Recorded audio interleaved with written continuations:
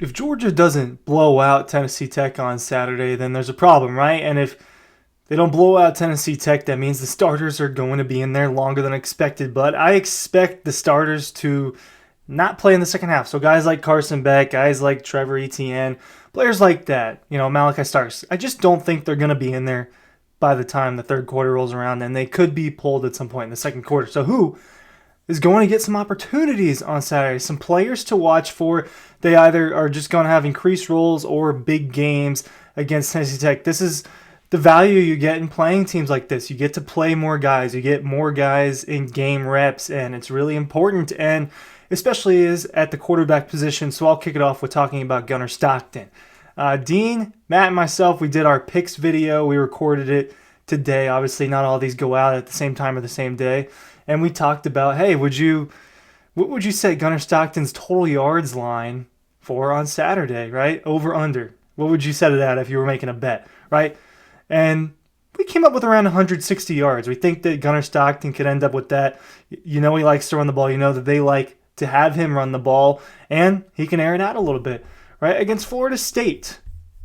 I don't think this is an awful thing to look at in terms of, what could you get out of Gunnar Stockton? Well, in garbage time against, whatever you want to call it, in reserve against Florida State, 6 for 10, 96 yards, 2 touchdowns, and he also ran for 46 yards on 7 carries. So there he ends up with about 140 total yards. So I think that he can end up playing more against Tennessee Tech. It's actually in the season when you want your guys to be repping. But what do we know about Stockton and what makes it different with him out there on the field? Ryan Curley from Dawg Post talking about the guys I think are going to have big games, are going to be involved against Tennessee Tech on Saturday for Georgia. Also asking you to please sign up for our newsletter. I'm linking that in the description of this video.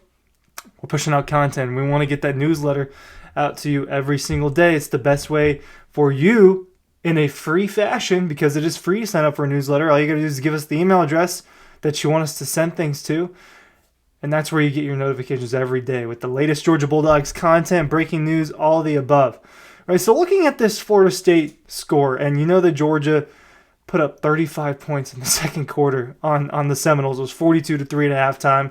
Carson Beck played for most of that first half, 13 for 8, I think maybe the entire first half, 13 for 18, 203 yards, 2 touchdowns. Gunnar Stockton gets like a quarter and a half, and they're running the ball a lot and just trying to get out of there, and they're running the ball really efficiently, ended up with 372 yards. Gunnar, I could see them wanting to get more chemistry with receivers, get more chemistry with other guys. Maybe they mix him in with the first team guys. I think that would be, it's something I would do if I was a head coach. I would play Gunnar Stockton a drive or two with the starters in a game like this on Saturday where, there's not a real reason to have your starting quarterback out there for super long. So in garbage time, we know that he could produce. And the offense changes, right, because of his legs. And he's someone they like to have the ball in his hands. He is a good runner. He has been a good runner for a long time. I've been watching Gunnar Stockton for a long time. I saw him a lot in high school, and he's a power runner. He can run the ball. He is fast. He's more mobile than Carson Beck, who showed he can make some plays in the pocket and scramble and get 10 yards. Well, Gunnar Stockton can get 20 or 30 if he really needs to. And you might see that happen on Saturday. Someone he's going to be throwing the ball to, Anthony Evans, right? Sophomore wide receiver. He's the one of the returners, and he's the punt returner for this football team. He will get more action on offense in a game like this. And hey, I think he's one of their most electric players on offense. Obviously, he doesn't get to play when you have older guys like Dominic Lovett and Arian Smith, and you've got a Dylan Bell and now all these transfer wide receivers. Anthony Evans, not Anthony Edwards, gets forgotten about a little bit in this offense. Had that touchdown catch against Florida State, shows the ability. I think that he's got deep ball ability. He had a deep ball, caught a big pass at UGA. So I think that there's big play ability with Anthony Evans. You know that he's a shifty returner, but in a game like this, he's going to get out there more. And if Gunnar Stockton is out there, Anthony Evans is going to be out there too. As we saw at UGA, as we saw against Florida State in the second half, I think you can expect similar results in this.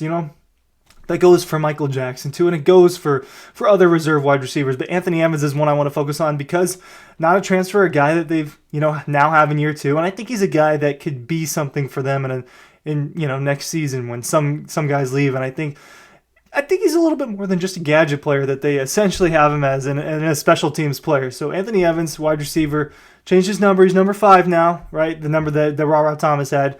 So that's who you're looking out for. I think a guy that's going to play on Saturday, and we'll stick to offense, right? I've got 4 offensive guys, and then I want to talk about a group of defensive players. But on offense, running back, I'm not going to talk too much about him because he's been contributing for a little while now, right? Cash Jones had a touchdown last year, touchdown reception from Carson Beck. I believe it was in that South Carolina game, and he ends up delivering the knockout blow touchdown against Clemson, right? The one that helped make it 33 to 3 before they kicked that extra point, 34 to 3.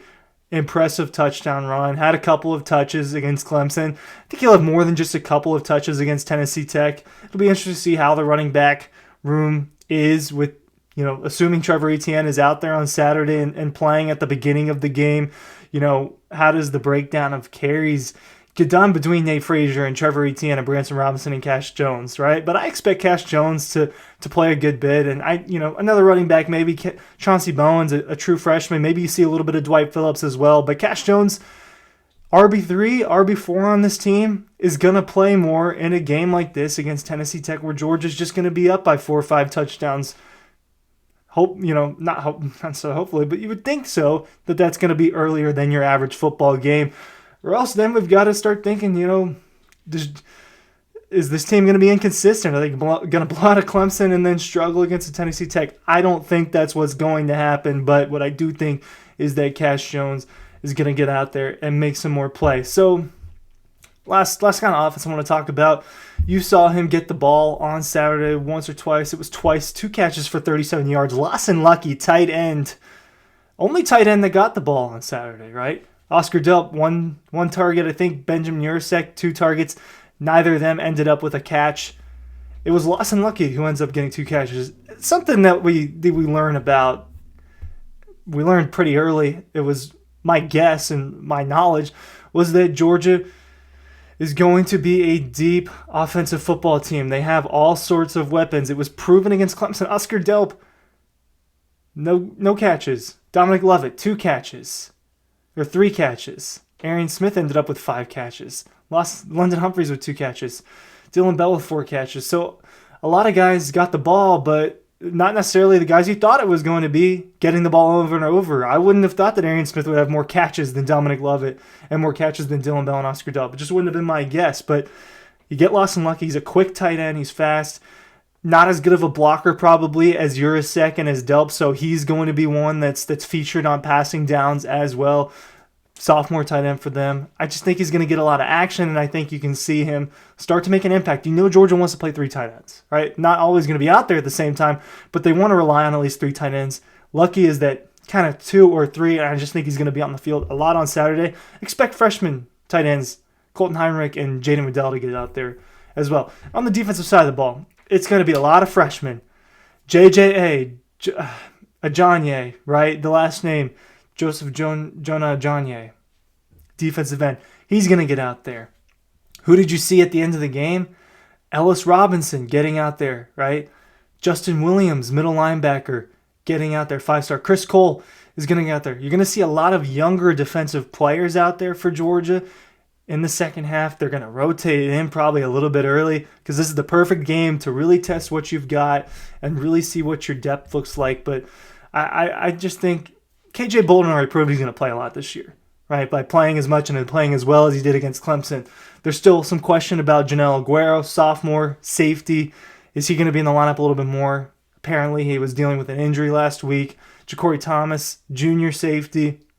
Does he kind of take the job away from KJ Bolden? Do they take his time away? But he's going to be out there because he proved that already. But the other freshmen that they're really excited about, there's a lot of them. And I think the guys I named, the linebackers, Justin Williams, Chris Cole, corner, Ellis Robinson. You may see corner DeMello Jones and some other young cats get out there as well.